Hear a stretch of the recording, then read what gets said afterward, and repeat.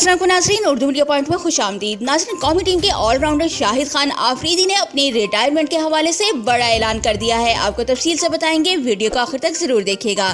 दोस्तों, Pakistan cricket team के साबिक कप्तान शाहिद खान आफरीदी ने एक तकरीब से खिताब करते हुए कहा कि मुझे अल्लाह पर बहुत भरोसा है और मेरी रिटायरमेंट भी तब ही होगी जब अल्लाह मुझे बुलाएगा।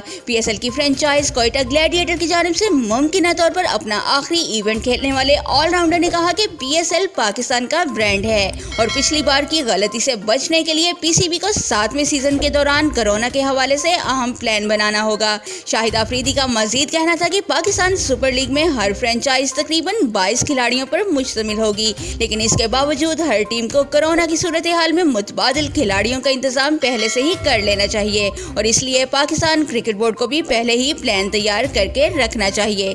एक सवाल के जवाब में कौमी टीम के साबिक कप्तान ने कहा कि पावर हिटिंग कोच के लिए अब तक किसी ने राब्ता नहीं किया है और इस हवाले से जब भी मुझे कोचिंग की ऑफर होगी तो जरूर जवाब दूंगा। नाज़रीन, क्रिकेट से मुतालिक मज़ीद खबरों और लाइव मैचेस की अपडेट्स के लिए हमारे चैनल उर्दू मीडिया पॉइंट को सब्सक्राइब करना और बेल आइकन को प्रेस करना मत भूलिएगा।